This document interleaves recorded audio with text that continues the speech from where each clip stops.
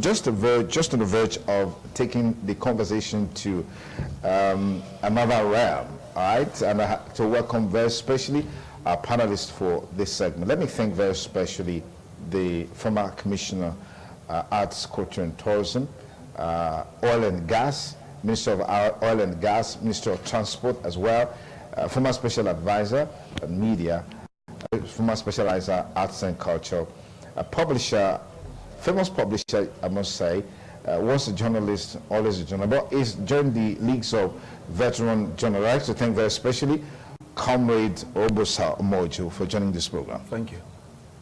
We also have with us in the studio, I always say this, people tend to leave out their names here, and it's very important the name you bear. Barrister President Agboha, for short we call him Barrister Prest Agboha, just recently was elected as the president of West Africa Media Lawyers. Mr. Press, congratulations, and many thanks for joining us on the program. Thank you. He's also the executive director, Freedom of Information Council. Many thanks for joining us on the program. We have with us as well in the studio a young man doing so well in politics. Each time we have him here, you will always be delighted with his very robust views on issues, irrespective of whose ox is God, irrespective of the political leanings. I'd like to thank very especially Fares Okbere for joining this conversation. Thank you so very much for having me.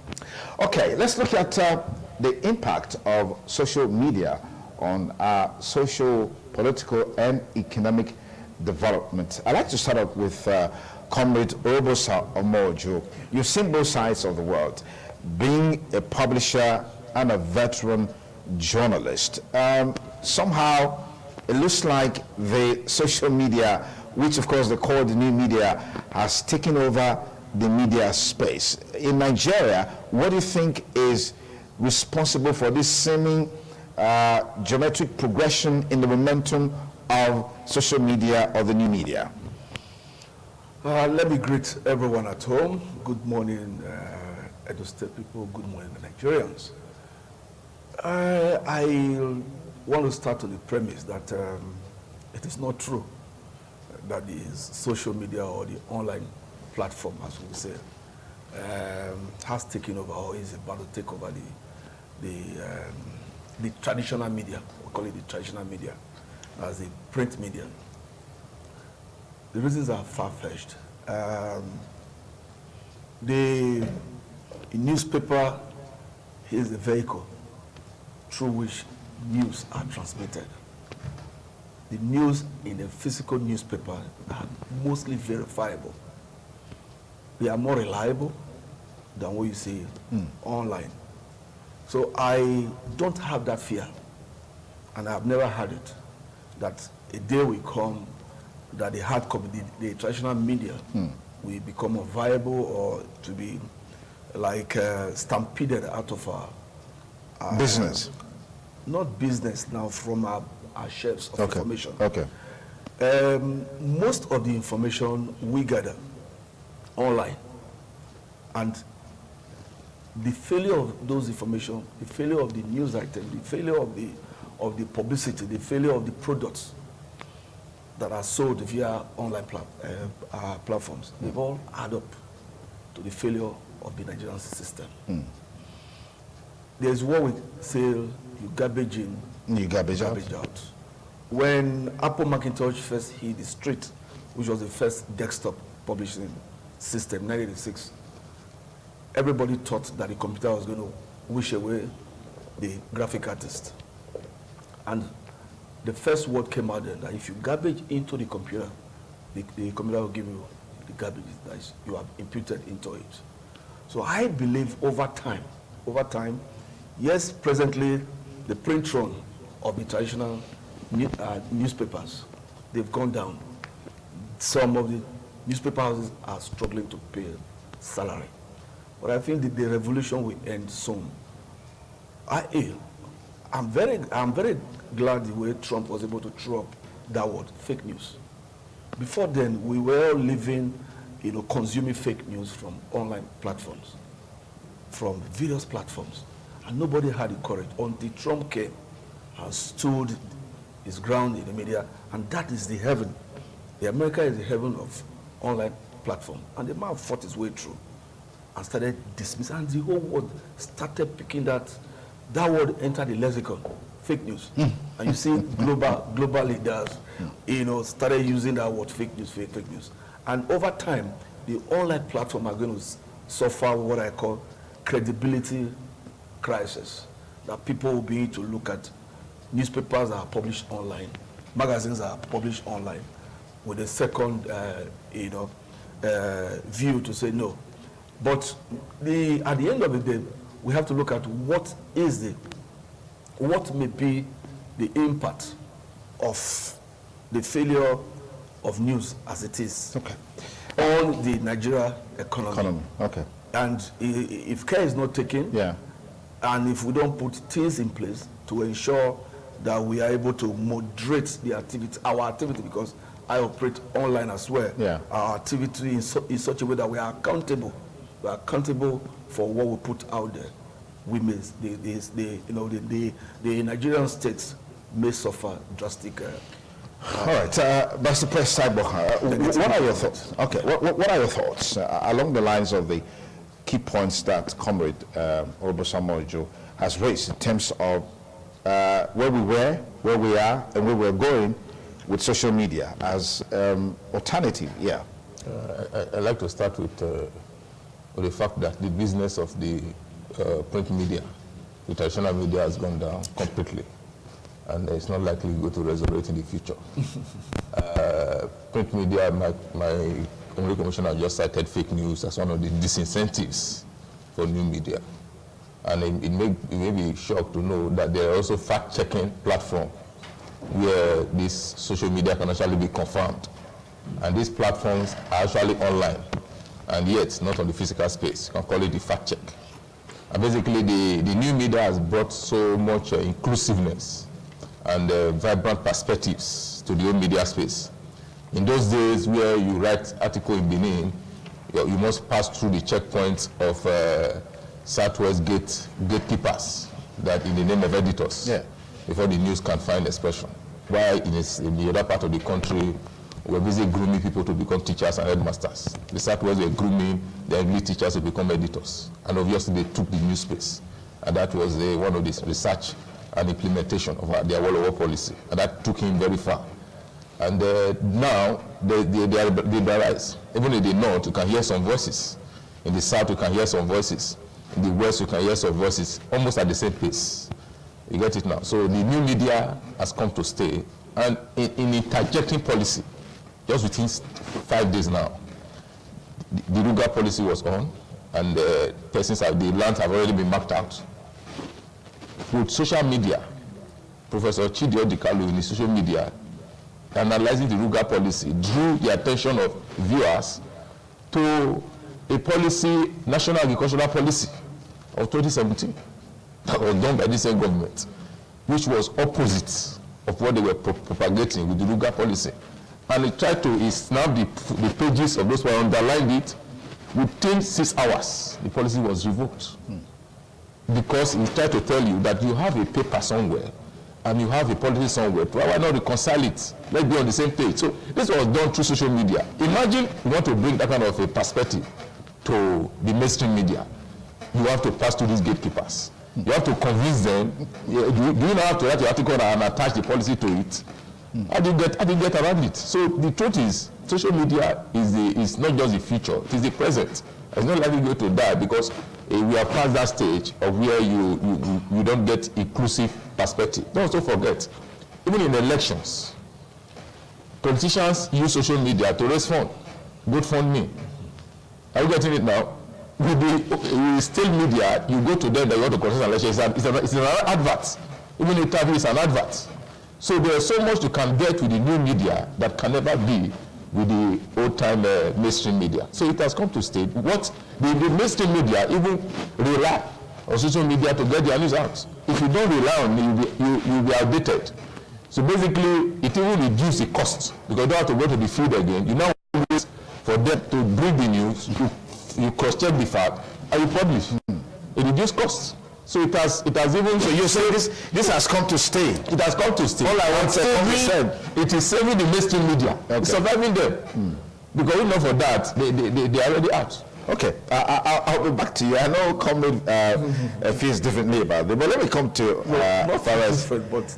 Fares, would you say, using Nigeria as a case study, attempts have been made, some have alleged that, to gag the traditional media? Has this in any way given fillip to the activities of the new media in terms of impacting on our social and political as well as economic lives?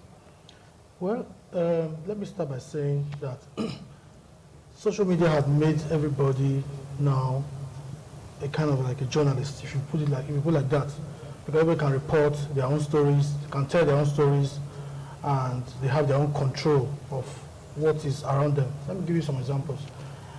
About 4 days ago, I went to a New Generation Bank in Benin, and I was trying to make some transactions.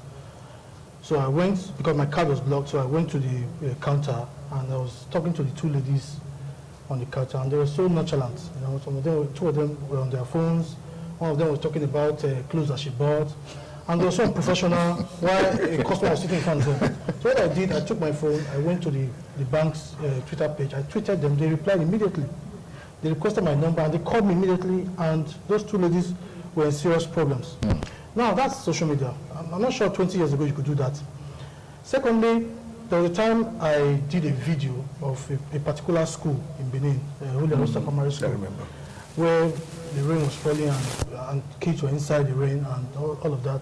And the video went viral, and it triggered some response from government about the school and about schools in general, after which the government announced that 233 schools were to be awarded and reconstructed. Now, what am I saying?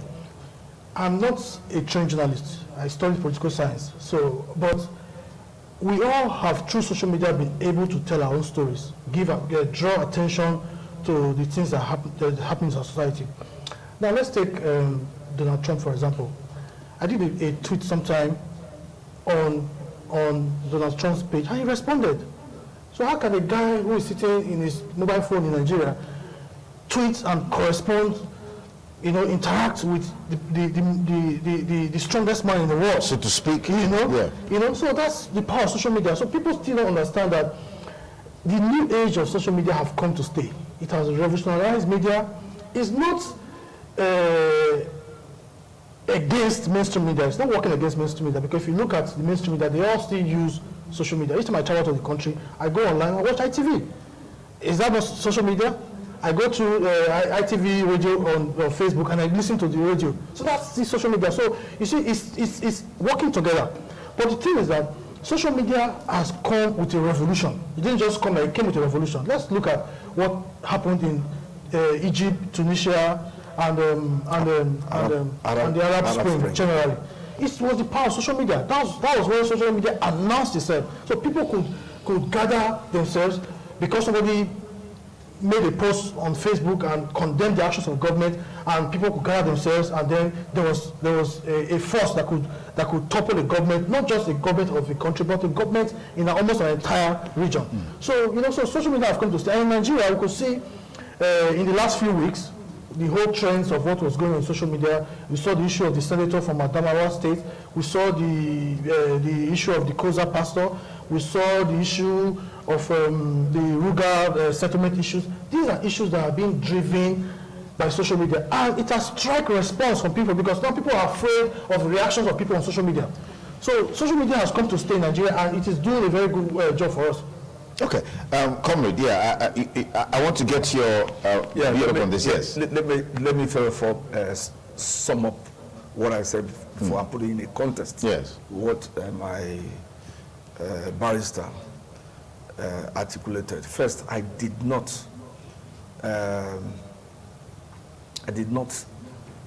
put the social media platforms in a dire strait. I did not condemn that platform in its entirety. I ended my first segment by saying we need control. Okay. The biggest scientific economy in the world today, arguably, is China. They're producing this software, these apps, everything are selling to us. There's a serious machinery of control in China. They control what the people see and what the people say. Too much freedom is a danger to any society because of the need for control. That's why law was put in place. So I am saying first and foremost that the danger inherent in social media platform, if it's not checked, because we are speaking in terms, we are trying to situate it, domicile it in Nigeria. You know, everything that comes here, we become like a banana republic, quote unquote. We just live, we drop our guards, everything. The traditional media, for us that pass through the rudiment of training, you can't publish without having the National Library registration. Why is it that? So that in case you run foul of the law, the only safeguard or safe valve you have at the interrogation by the police, if they know their work, is that whether your publication is registered or not. I'm happy he had a stint in media law. In my PGD, I did media law for 2 semesters. Media law is a branch that talks about sedition, about libel, how do you escape it, everything. I'm happy my young friend here, says, or he said he wasn't trained as a media man.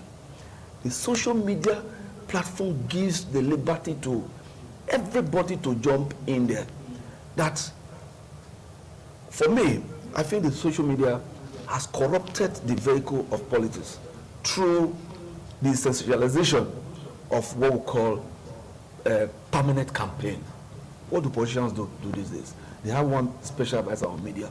All he does is to hit Twitter, hit Facebook, hit this. And in such a situation, the people out there are losing because they don't have the opportunity of asking, you promised me this. So they keep on engaging the masses, especially the intelligentsias. Those are the ones that can actually afford to buy data and access this platform. They keep on campaigning. 2 years in office, they are already campaigning for the next tenure. So for me, the social media has made us to become lazy. And the social media is creating victims. I differ in whatever happened in Koza. I think, and I still believe, I've written a feature on it. They have abused the pastor, the Koza pastor. They have abused they have put his life in danger. Because traditionally, you don't go ahead and condemn a man who has not been given fair hearing. And what happened that week, I cried for the advent and impact of social media. Somebody is accused of rape. You see the mob comes in, record him, send a picture out, and once you put those pictures, those videos out there, most times you can't retrieve them, except Google. You're able to reach out to them for Google to help you to exploit them, or the platform that posted is able to exploit them. Yeah. I believe, closing this, is that the social media platform is very good. It's a vehicle to development, it's scientific vehicle, job creation, everything, tourism, campaign platform, marketing platform, everything. But I'm of the view, like the traditional media houses, like the broadcasting, NBC has a way of calling you guys to action. Yeah. NEPA, the Newspaper Proprietors Association of Nigeria, the Nigerian Guild of Editors, these are all channels. But these guys are out there. There is no platform you read news or report from. The grammar, if you attempt to copy and paste, you'll be liable to condemnable errors. The grammars are so poor, the spellings are so poor, and I just ask myself, the picture qualities are so poor, the video quality, they are just uploading them. I think the content, the content needs to be looked into. Okay. The legal aspect, like what my friend said, needs to be looked into. Okay. We need to build the institutions that will checkmate us, that will put us, so that if we err, we are punished for it. Okay. Yes. Okay.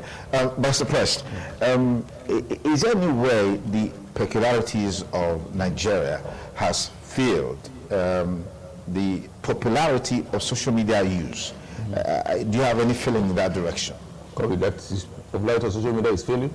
No, the peculiarities of our country, is there any way these peculiarities, if they are failing the popularity in terms of use of social media? I agree with you on that. Basically, the problem in this country is enormous. It cannot be curtailed by site investigation analysis.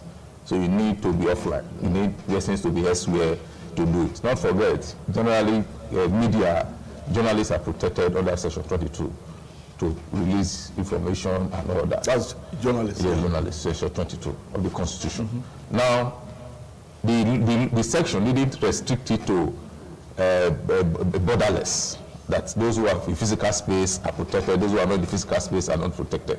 Are we getting that point now? Because the essence of that section is for peace building. The mission of the journalist is to build peace. So you can observe that we publish in Benin, build peace in China. But post of Ferez can be building peace in Afghanistan. So it is borderless. Why the that of mainstream media is quite regulated. Maybe as it may, social media need to be self-regulated. We don't advocate for policing of the media. Or this person make wrong posts or hold him and all that. But self-regulation. Facebook itself can regulate itself. Of course, there are mechanisms for that. Google has a mechanism for self. You can report. I can report on Facebook that this person is making a speech and they bring that post down and all that. So it's self-regulation as against policing.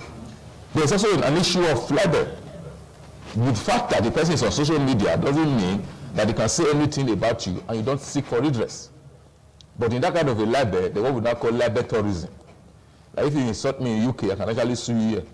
A friend of mine in California actually said that an action can actually be brought currently against the COSA pastor, even in California, under what he called long-arm jurisdiction. I was surprised when they told me. I'm getting that. So social media, as the social media is developing, other aspects is developing too. Economy is developing, legal aspect of it is developing, social aspect is developing, political is developing. And don't forget, Nigeria is a theater of politics. And this politics has to be reported. If there was no publicity about the Ruga policy by now, maybe part of ITV would have been seeded by now. So there is need for us to understand that the influence of social media is actually a reflection of our background. We are the giant of Africa. I went for a meeting outside the country, so we were like 7 of us Nigerians. So the people from Gambia, Nigeria. And I told them that there's nowhere in Africa that has so much usage of internet than Nigeria. And the information to that conference was not offline, was online. So if your people cannot access it, they cannot be here. There's no joro in it. It's about availability of internet. Absolutely. There is accessibility of internet in Nigeria. So Nigeria has a volume over I think I don't have statistics correctly, but a volume of millions of Nigerians can access internet, even for rural communities. So it is also a thing of accessibility. There are some places in Cameroon that don't have internet, even in city area. I'm getting that. So the peculiarity of Nigerian space, the volume of resources, being the giant, the oil minerals around, the political resources around, the budget outflow. I'm getting that. The unaccounted security votes, the unaccounted community allocations. So those resources goes to circulate, and some just flow into social media. I'm getting it now. So the peculiarity of the Nigerian system, Nigeria is not well regulated. So there is no how we can leave the offline, we can concentrate on offline and leave the site regulation. We have not regulated our land space, our border, our country as a person. We have not want to regulate the internet. I'm getting it now. So it is a reflection of what happened in the inside. But it's also a good thing. Do you know that the way the foreigners rate us before has increased? They used to think that we don't even know how to read and write. But by the time they see one old woman dashing out a tweet in Twitter, unleashing issues, they will read it themselves and we're liking it. That is what we're trying to. Do you know how many likes the Nigerian attract on Twitter? We sustain their business. If we decide today to just put Twitter for a day, their business will shake. I'm getting it now. So the rating of Nigerians has actually improved. You get the point? So social media has actually informed the whole world that we are almost at par. Okay, the bad leaders that we are having. Let me just ask this question, because I know you've done extensive work on the Freedom of Information bill. How has the implementation of that bill or that law helped in this social media work, or is it in any way fueling that? I just wanted to establish that point. The freedom of information work is basically hard copies information. It's not restricted to it, but it's basically. Okay. Now, the agencies, as you may know, are not really responding to the law. You get the point. There are so many violations here and there. And we're actually waiting that the AGF should take stand if the new AGF comes on board and start to sanction. Okay. Now, the social media is not latching on freedom of information to get information. If I need an information from the head of service on the postings of permanent secretaries, if I do a FOI application, I must have thwarted my efforts. But one aide that is in that office can just actually go to the fan, snap it, and send to you.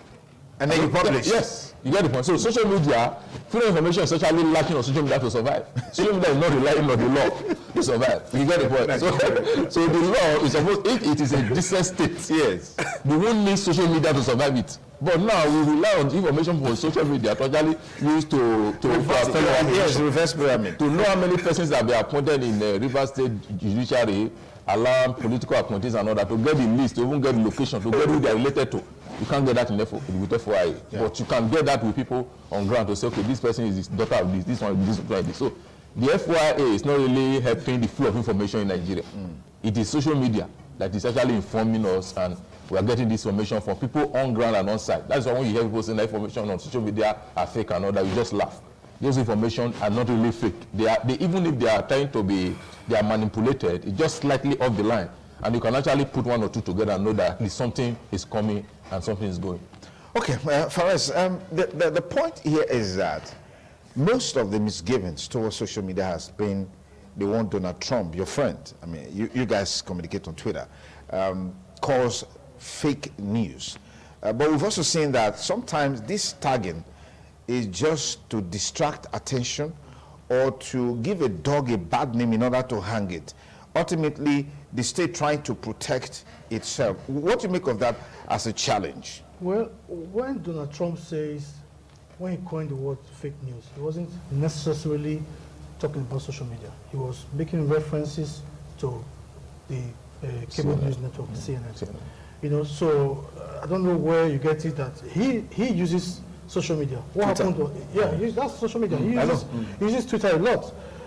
And that's where that's virtually where he built his own channel of communication with Americans, because he says the mainstream media will not report it the way he would report it. So he'd rather do it directly? Yeah, communicate to Americans directly. Now he can make a tweet, people can respond to him directly.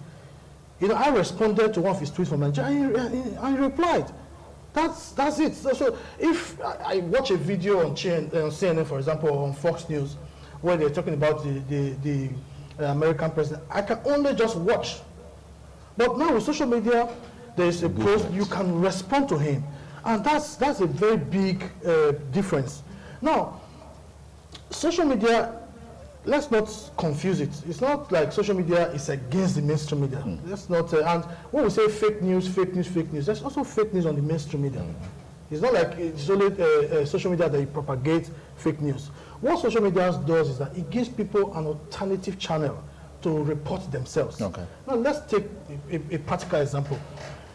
A few weeks ago, during the rains, there were a lot of floods everywhere. And people themselves, you know, Nigerians can actually do a video of their houses or their environments that have been flooded and post it on the media. Traditional media. You know? Yeah. And then I saw a video on ITV that a reporter, you know, I don't know if it's a reporter from ITV, but obviously collected the video from someone who did it with his mobile phone on somewhere in Benin. You know, so that tells you a lot that people now look towards the social media to get information. It's not just about fake news. So let's not just narrow it down to, everything about social media is fake news. No, that's not it. There are a lot of things that happen on social media. Social media is a revolution that has come to stay.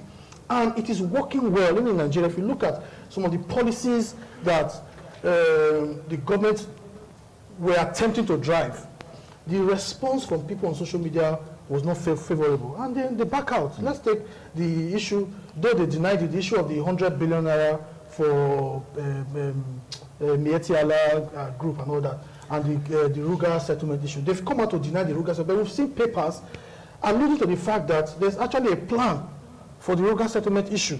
You know, so these are issues that people, you can gauge the response of people, Nigerians, from social media, because the president or a sitting governor cannot be everywhere. But on social media, you can tell from the responses you get, you know, the level of acceptance of a particular policy that you are either driving or a particular policy that you are pushing. Okay. Now, finally, my boss here did make a point about the issue of generating fake news, you know, through social media. I would differ a little bit. You know, I'm not saying that there's no fake news on social media. There's fake news on social media, but the whole point of social media is not just about fake news. You can also distinguish between what is right and what is wrong on social media. And there's also channels. For example, in Nigeria, there's a law against internet fake news and all that.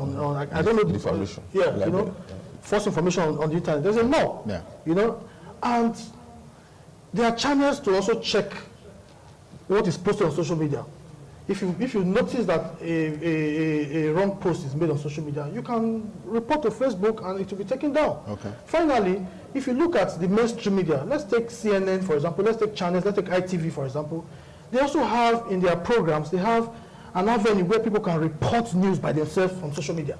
Citizens report. You know, eyewitness. You know, eyewitness report on CNN. No, if they don't take social media serious, so why are they giving people who are not journalists, who are not trained in the act of journalism, to report news? But they say it's news. So if a guy says, "Oh, my street is flooded," and he does a video and sends to CNN, he's a journalist at that point. Yeah. He's reporting what is happening. You know, that's why you also have people who are not trained journalists. They can also assist in the field. Right now, everybody with social media can report. Everybody can talk about what government is doing. Everybody can talk about what is happening. You go to Lagos, the Lagos Road the other day, there was a protest. There was no mainstream media there. I watched it live because somebody was at Okada Junction doing a live video. Even CNN was not there, ITV was not there, EBS was not there, channels was not there, but we could see that there was a protest going on at Okada Junction. Okay. You understand? So that tells you the power of social media. Information is now dispensed quicker than it used to be before. All right, comrade, you talked about strengthening control just to ensure that the quantum of fake news is drastically reduced. Isn't that gagging? Isn't that effort by the state to maybe protect itself in a sense? I mean, you use the case of China. We know that globally, China has a very, very regulated. Yes, very, very regulated, and it's also shown in their human rights records and stuff like that. Okay, Sonny Duke, if there's anybody that will defend the professional rights of a media man, it should be me. Yeah. Because I have suffered drastically for it. I mean, the whole world is aware of how many months I spent in jail under the administration of former President Olusegun Obasanjo because of my refusal to disclose my source of information on the story I wrote on the late Stella Obasanjo. The facts are there on the internet. But, however, having passed through that process, I was let off the hook, not because of the money I had, not because Professor Skiamo was very good. I was left off the hook after those months that I spent there because after checks and checks and checks, they saw that I was observant. I've observed the ethics of reporting.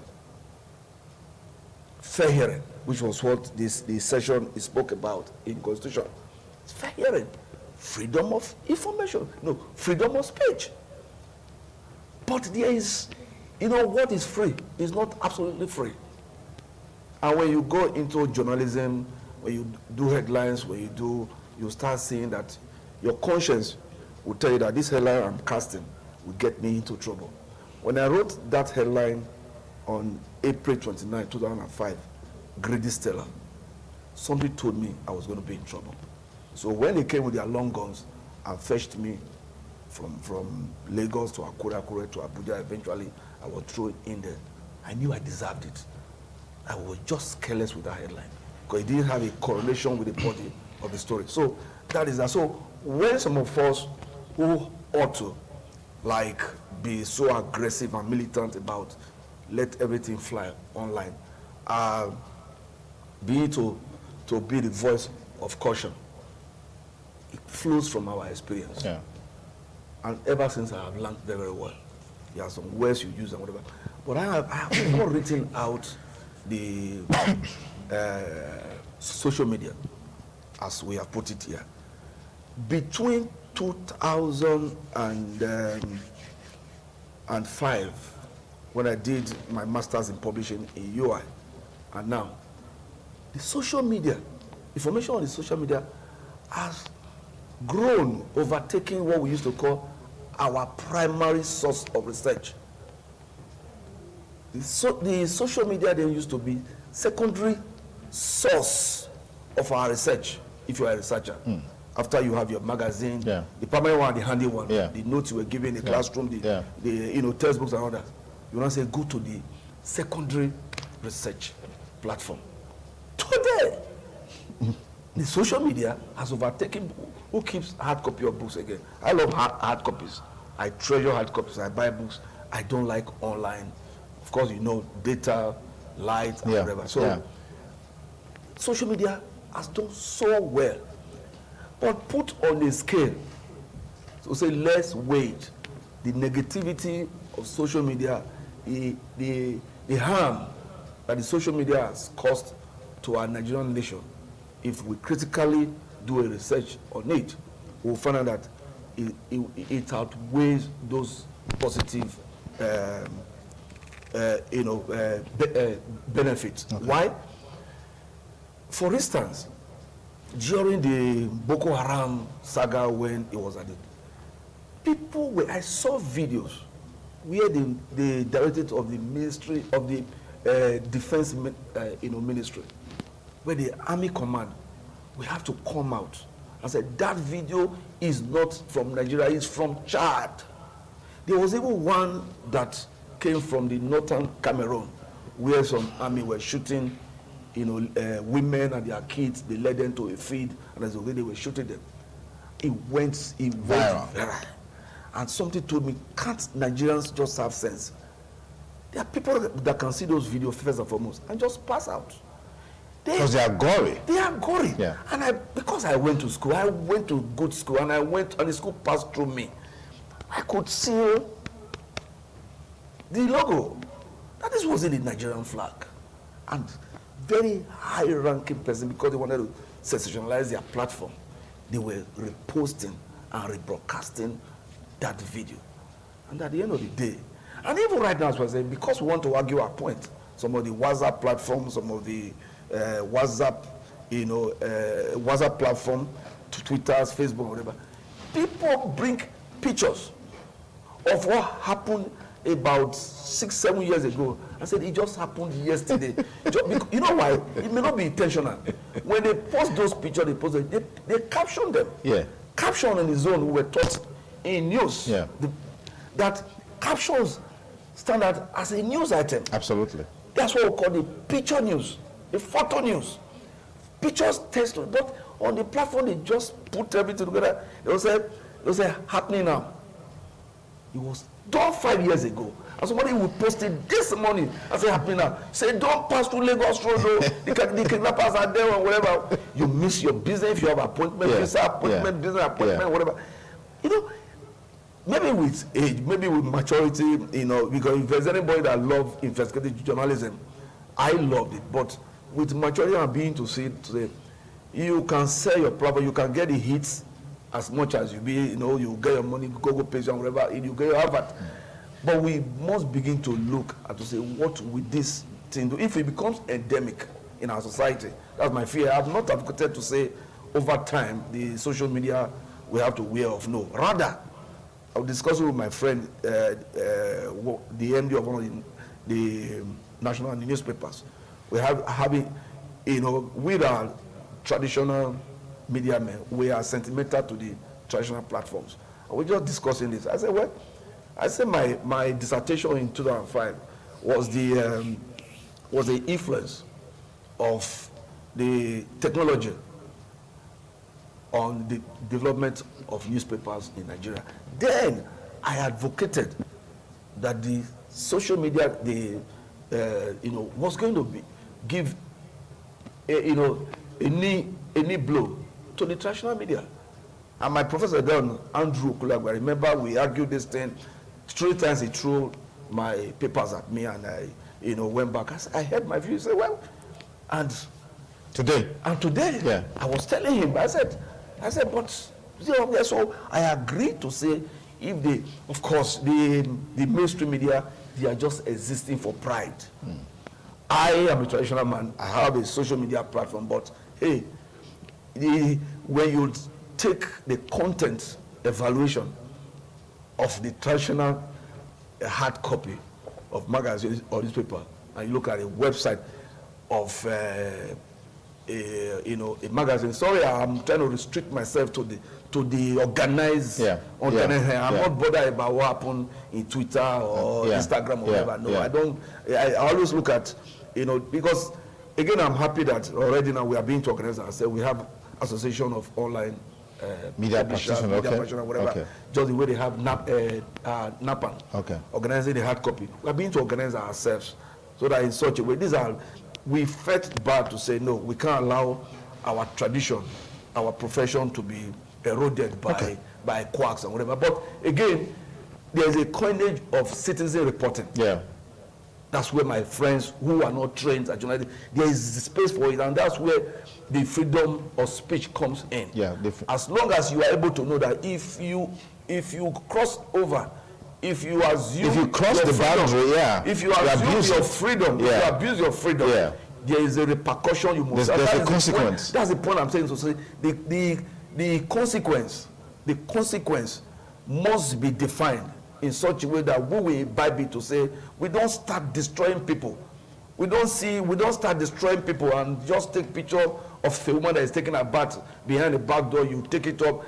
My barrister did say that they put the address, they can be traced. Most of this platform, they don't even have contact. They don't even have, apart from their Twitter, they don't have telephone number, they don't have addresses or whatever. But the traditional online publications, we have our numbers, our telephone, our addresses, our email that are verifiable in there, and we are registered with the National Library. All right. On the concluding side of this discussion, we'll look at the social media impact, particularly with the present administration in the country. How has activities, actions, and inactions fueled the vibe, so to speak, in the social media in the country? It's still TMI Monday. We'll take a minute break. We'll be back to conclude this discussion. And in the last lap of the show, we'll be having breakfast sports. 2 clips will be showing you the celebration that greeted the victory of Benin Republic, as well as the Super Eagles of Nigeria in the dressing room where the likes of Papilo joined them. That will be on the last lap of the show, TMI. But we'll take a short break now. We'll be back with you in a moment. TMI, every opinion counts. Thanks again for staying with me on the show, on the last lap of the discussion on impacts of social media on our socio-economic and political development as a people. My name once again is Sonny Duke Okosa. I want to say big thanks to all our panelists, Comrade Robosa Mojo, Barrister Press Agboha, and Fares Okberi. Okay, let's now look at something some have also adduced for the reasons why social media has become popular in Nigeria. Barrister Press, is there any way you are bothered by the quality of governance, the impact of governance under the present administration vis-a-vis fearing activities on social media? Yes, there are several times you see the way media curtail the excesses of governance. One, they'll be very recent. People are asking questions as to the contract of Central Hospital online. Obviously, if it will be 10 years back, 5 years back, you have to lobby your House of Assembly member, bring bag of rice, 2 bags of yam, that, oh God, please raise this on the floor. But now you now have indirect representation. So beyond the polling booth franchise, everybody is a representative of himself. So when 2 or 3 are gathered, something is happening. So now you can see the attention the government is drawing to it. Today, Daily Trust is having as a headline that the governor wants to investigate that contract as to the involvement of the last administration. Are we getting that? So governance space, anybody can actually raise something. Like I gave a last instance on Ruga. The Ruga policy, people are talking here and there until somebody digged out National Action Plan for Agricultural Development of Nigeria. I said, this is your policy. It's not rhyming with this. It has somebody who drew out this, he didn't know that this one is existing. You got it? So social media is actually trying to regulate governance. On the other side, you can actually sit down and say, okay, I don't want this person to be a minister in this administration. And shortlist all that you don't want to be minister and publish it. Like we are seeing that Akume is the minister of petroleum. So when the government sees it, even if he likes you before, we need to see it with another person. Or you're doing one social media, say somebody is congratulating him, minister is waiting, sits in the parlor. The man sits in the parlor now, really take photograph of himself. The person now use it as this person is celebrating, is the minister is waiting. And the government just get flooded, so is this idiot? You know, I will give him any letter. So it is on both sides. Yeah. But generally, social media is actually poor man's way to regulate government. Your voice cannot be heard without social media. That is why when we hear people who want to police social media, we get very angry, because they are fighting inclusion of the youth. You can see what social media did to Not Too Young to Run, even though our analysis shows that it really didn't. Those who participated in that movement, none of them is be sworn in. You get the point. But those young people who are governors actually wrote a piggyback on their parents' pedigree. But be that as it may, the issue is on ground. Okay. That young people are ready to run. Yeah. Without social media, we would have done it. Mainstream media may not have accepted it. You get the point. Yeah. Mainstream media may have to go and pass a law first. Let the bill be passed. The bill was not even passed before the thing went viral. So social media is checking governance. It is now what indispensable. Okay. Even government want to tell you what they want to do, they share it. What are the fears? Defamation libel has always been on ground, even with the mainstream media. During election period, a year to election period, there are several cases by politicians against mainstream media before online even started. Because journalists want to write something about some serving senator and they take you to court to stop others from writing. Yeah. So it is nothing new. If anybody defames you and you feel that there's a libel suit, you can go to court. Okay. Somebody can even libel you. You can libel Donald Trump with your newspaper here, and it sues you there, get costs against you, and come to Nigeria to register it, and freeze you up. I'm getting it now. Yeah. So, like, if you would think that the social media is taking the information of the government too far, the government can actually write, the individual can actually write to without Google. Please, information about me so much on your platform. So you're saying in effect that on both sides, social media as it is now is self-regulatory. Yes. How sustainable is this? It is very sustainable. People have done it. Skund in Hungary he took a loan from a bank, became a debtor. After that, he paid it. 10 years time, when that was in government, people can Google him, Mr. Skund. Rather than saying that he was not a public officer in Hungary, they also be saying that one time he debted. You go to Google. He said, please, this information about me, I don't want it. It's not correct. It's not correct. I paid. Yeah, so Google was reluctant. He took them to court. He got some serious damages against them. I've got it now. Even in this Benin, like Honorable said, that you can take a photograph of somebody. In this Benin, again in BIU, his boyfriend took the photograph. See, when they were having a timeout, he just snapped her in a nudity. And when they had issues, he uploaded it on Facebook. Told the lawyer. The lawyer said, okay, your boyfriend, even if we sue him, doesn't have anything to count for. Let's face the giant. They wrote to Facebook. Of course, it's that for Facebook and even process letters on Nigeria at times, allowing when it's hard copies. Whether they saw it or not, we don't know what. He went to court.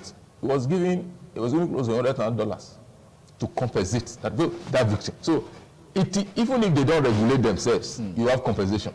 If they regulate themselves, you have conversation. You have nothing to lose with social media, regulating governance and civic space. Okay, comrade, yeah, I want us to conclude by also looking at present government efforts in terms of policies, programs. What's your take in terms of the influence of social media, both at the national and state level? It's, like what Barrister said, it's obvious that there is government is upbeat now about their responsibility as a result of the activism or the social activism by social media users. There is no doubt about that. But however, you can't throw the baby and the bathwater away. No matter how bad, no matter how the negativity of social media is. Like what I've said, there are some inherent values in them. But however, again, the social media too may have had some negative impact on governance. Don't forget, there's this saying that said, he who plays the piper It is tells the tone. As it is in the hard media, where some editors are influenced by the number of bottles of beer. I don't want to mention any particular beer now. Whoever is handling any of these platforms, even your Twitter, somebody that has a Twitter handle can be influenced by one politician to start just hitting it. So it's the lack of control, the obvious loose end on the other side. The politicians too are equally benefiting from it. Governors are benefiting from it.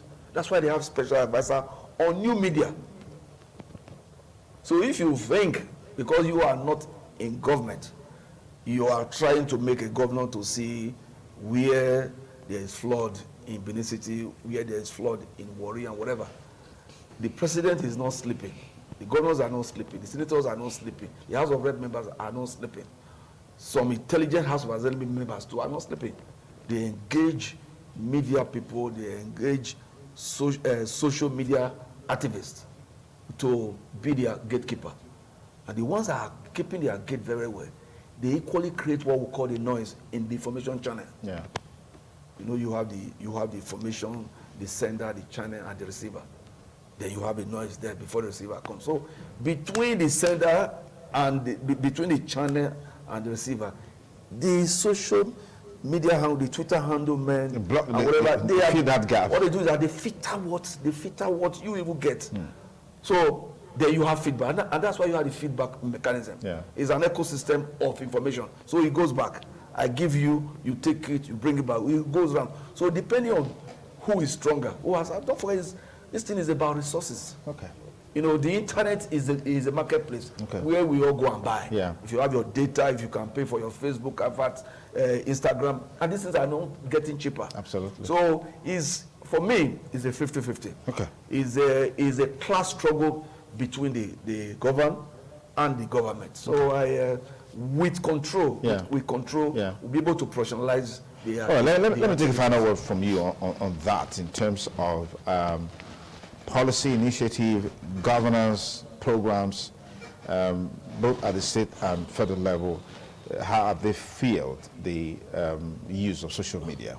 Well, with the advent of social media, there is a connect between the people, the governed, and those in power. And they can use social media to drive a certain policy. Just like we were entering these premises today, I met with the Honorable Commissioner for Arts and Culture. He was telling me, oh, there's a program they're organizing, there's very little activity on social media, and you know, I'd like you to look at it, you know.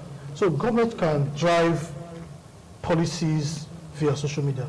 Also, government can also gauge the response of the people through what is emanating from social media, the kind of responses. So like if you see recently, the response on the issue of flooding in Benin it was a big one. Everybody was, a lot of people were complaining, a lot of people were asking questions.